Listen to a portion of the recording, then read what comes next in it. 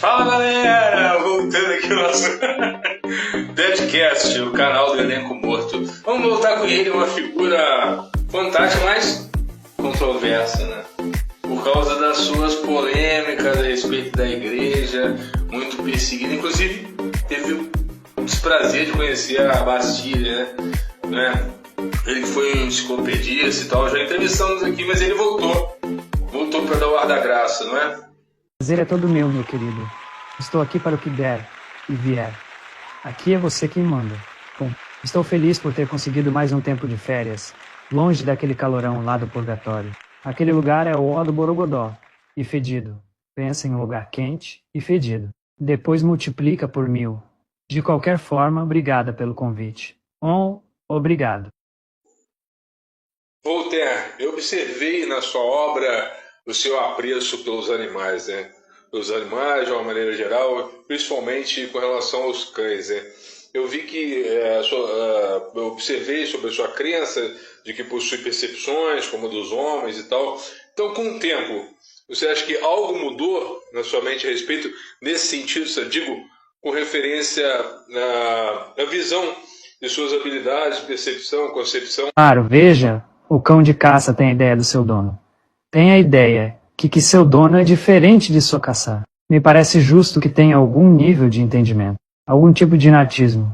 É claro que esse pensamento é insuficiente. E o que significa percepção senão? Algum tipo de inteligência nata ou inata. E o que significaria então concepção? Se não uma ideia, ou seja, ideias natas, porém primitivas. Voltaire, levando em conta que o seu nome é bem complicado de pronunciar, né? Mas assim, qual que seria a pronúncia verdadeira? Voltaire, Voltare, Volgiare, Volchare, Voldier, Volcher, Volrer. Qual seria a pronúncia? O público quer saber porque cada hora um chama de uma coisa e tal, e queria saber a sua opinião sobre isso, sobre o nome. Pronúncia é verdadeira Voltaire, nada de Voltaire. Voltaire é para todos os analfabetos. Qual é a dificuldade de dizer Voltaire? Voltaire, V-O-L-T-A-I-R-I. Nada além disso. E para os mais próximos, me chamam de TT. Para os mais próximos, porra. Voltaire, Sartre disse certa vez que a existência precede a essência.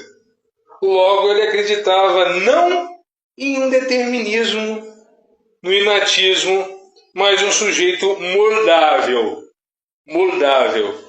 Não acha que esses instintos, os instintos dos animais que nascem com eles, não daria provas sobre a razão nata promovida por Descartes?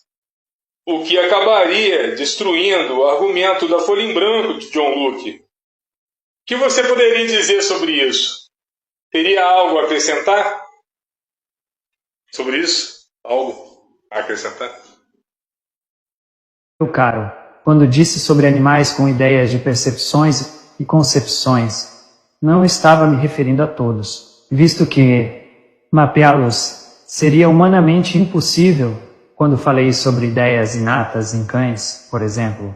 Me referia a algum princípio considerando a ideia do termo princípio um tipo de vocação, tendência, o que não impediria ao ser de buscar por ajuste através das confirmações do contato, das interações empíricas, pois o que temos são meras interações, sempre complementares e nunca excludentes.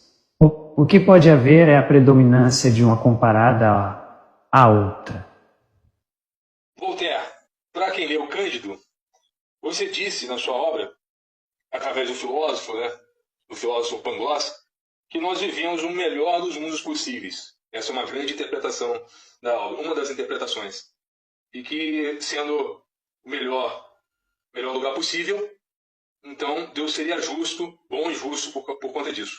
Mas, por outro lado, essa ideia não seria muito interessante, no mínimo tosca e contraditória, justamente por contradizer essa ideia e essa sua crença em vários mundos. Então, se existem vários mundos, logo o nosso não pode ser o melhor dos mundos possíveis, porque daria uma ideia de exclusividade, exclusivismo, e Deus perderia, então, essa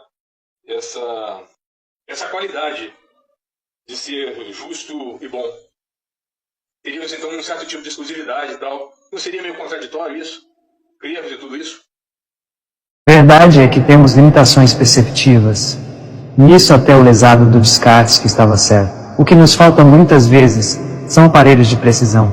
Às vezes nem isso. Ou estamos numa caverna, ou melhor, ou somos enganados pelas sombras da caverna. Ou damos razão. Aparelhos coxas, que só nos atrapalham, que só nos desviam da meta.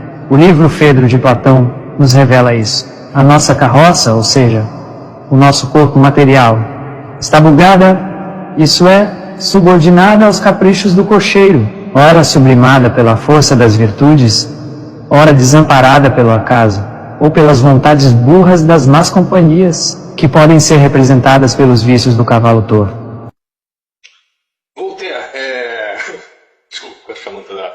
Voltaire, em diversas partes de sua obra, eu vi que você salientou, né? Teve cuidado de salientar, de alguma forma salientou o seu apreço pela ideia empirista.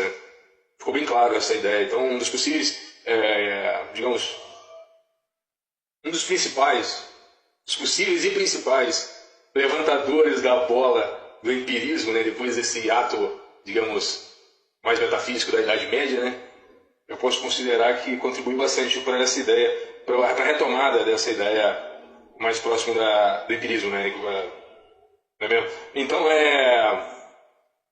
eu sei que é chato. Peraí. Eu sei que é chato ficar retomando esse assunto, mas acho uma boa oportunidade para quem está nos ouvindo de aprender pela boca de um filósofo, visto que até hoje esse assunto não saiu, né, das rodinhas filosóficas. Eu queria que você explicasse um pouco mais disso, essa introdução, a sua participação aí, seu envolvimento nessa ideia, nesse conceito aí, do empirismo, né? De uma maneira geral, ciência, sintética, não sei, você que sabe.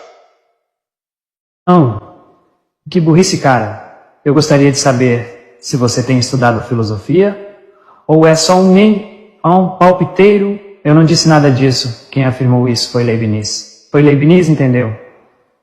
Foi ele quem criou essa ideia tola. Acredita em Deus. E se Deus existe, criou todo o universo, que não é exclusividade nossa. No meu livro está escrito, como acabou de dizer, mas foi pura ironia.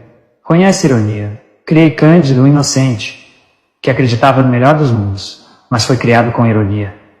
Pois no decorrer da história, o jogo mudou, e aí entra o empirismo, o contato com o mundo real, com o mundo que é e não que deveria ser. E é fácil perceber em Cândido, ou do otimismo que o mundo é cheio de contradições, e mazelas pedir a casos fora do controle. Voltaire, agora mudando de assunto, a nossa inteligência é limitada, né? Apesar de todo esforço, né, proporcionado pela busca das virtudes,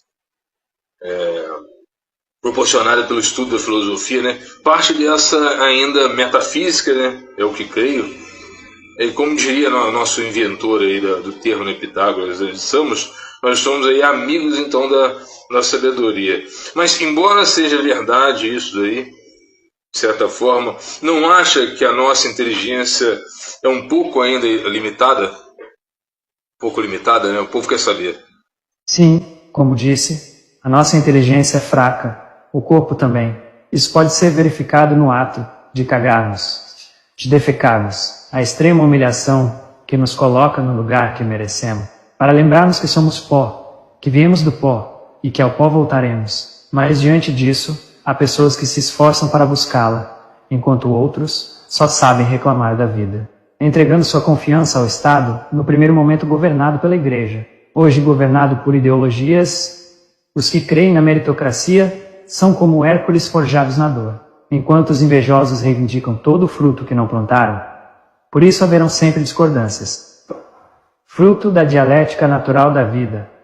Contudo, somos todos ignorantes, e nada temos de semelhantes com os deuses. Talvez para nos motivar, a prática do exercício da humildade. Voltaire, desculpe se já fez essa pergunta, mas eu vejo nos seus livros, né, que é possível que seja um ateu, né? Devido a por negar o primeiro motor, né? O primeiro princípio. E isso é uma ideia de ateu, de certa forma. E você se considera um ateu? Você é um ateu? Não no sentido estrito da palavra. Acredito em Deus, mas não esse Deus formal dos cristãos. O Deus da igreja, todo cheio de crueldades, cheio de opressões, de dogmas. Eu creio no meu Deus, e Ele é bom, e mesmo sendo bom não interfere no mundo. Eu me considero um deísta, undista, deísta. Ou seja, Deus criou o universo. Isso não significa que precisa ficar dando retoques na própria criação. A minha fé está em Deus, e isso basta. Creio para entender. Não preciso entender para crer. Não preciso de manuais para melhorar. O que entendo sobre moral? A Bíblia para mim é simples. Um livro de relatos históricos. Meus olhos e sentidos observam a grandeza das coisas do Criador. Isso é o bastante. Voltaire, eu sei que já especulamos sobre essa questão de Deus e tudo, mas aprofundando um pouco mais esse assunto a respeito de Deus, assim, sendo bem breve, assim, um bate-volta, uma espécie de bate-volta. Voltaire, então, para você, então, o que é Deus? O que é Deus? Bom, tem coisas que eu acredito. No demiurgo de Platão, por exemplo. No Criador, um arquiteto, um organizador do mundo, do universo. A razão serve ao homem. É ela que cria mecanismos de verificação, às vezes inexplicáveis por isso. Por mais que eu seja deísta, repito, deísta, ainda necessito da fé, ou melhor, não abriria a mão da fé, muito menos agora que estou do outro lado. Pode ser que sejamos enganados pelos sentidos, mas é o que temos, é só o que temos. A carne, os ossos, organismos, essa coisa que ora é lúcida, ora tosca e degenerada. Tudo que temos são leis, e não devemos nos esquecer dos acasos.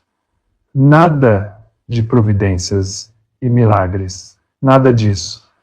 Os deístas não estão presos a nenhum tipo de mitologia ou dogma. Nós oramos, nós rezamos, mas de forma própria e direta. É claro que o amor a Deus vem pela fé, isto é, sem a necessidade de respostas, positivas ou negativas. Viver para nós está de bom tamanho. Chupar uma manga, comer uma goiaba, andar nu, sentir a brisa no rosto. Tudo isso para nós é viver. Claro que não somos ingratos. E sempre precisamos de confirmações, de algum tipo de mimo, de respostas. E Deus age dentro de nós, assim como age nos espaços imensos da natureza. Se Deus não existisse, seria necessário inventá-lo. Complicado falar sobre isso, né? Vamos colocar assim em outras palavras, supostamente, agora com relação a uma polêmica dos nossos dias, né? Eu sei que lá de cima você tem olhado de certa forma, mas com relação, por exemplo, à opressão, você viveu na sua época os tipos de opressões e tal, você foi presa, Bastilha, etc. Então, assim, com relação à opressão atual, né? A tirania daquele negócio lá de toga, né? Essa tirania de toga do sistema socialista barra comunista, o que teria a dizer a respeito disso? Parece que tem uma frase muito boa atribuída, né, à sua pessoa com relação a esse pensamento, né? Com relação à própria opressão. Claro, caro. É preciso estar certo quando o governo está errado. Os homens serão justos quando forem livres. Não são essas ou estas, estais, sei lá, Leila. Posso não crer, não concordar com uma só palavra do que disse. Não importa para mim, mas defenderei gay. Defende gay até o fim o seu direito de dizer, de se manifestar, de exercer o livre árbitro. KKK. Arbítrio é a palavra correta, ponto. Que pena, galera, o nosso Deadcast está com tempo limitado, já estourou, infelizmente, o nosso tempo. Nosso podcast vai ficando por aqui, o podcast Deadcast, o podcast do Elenco Morto. Eu gostaria de agradecer a todos, a presença de todos e principalmente a presença de Voltaire. E sabe, Voltaire, a casa é sua. Volte quando quiser. Temos muita coisa para conversar ainda. São muitos livros, muitas ideias, muitas possibilidades. Então eu só tenho a agradecer primeiramente a Deus e a todos vocês e ao nosso grandíssimo convidado. Ilustrem, galera, ilustrem. Vai voltar com certeza. Até mais e um forte abraço, galera. Eu é que agradeço. É uma honra fazer parte desse projeto. Novo projeto do Edson. Grande amigo. Certamente voltarei. Voltarei sim. Sempre voltarei. Voltastes?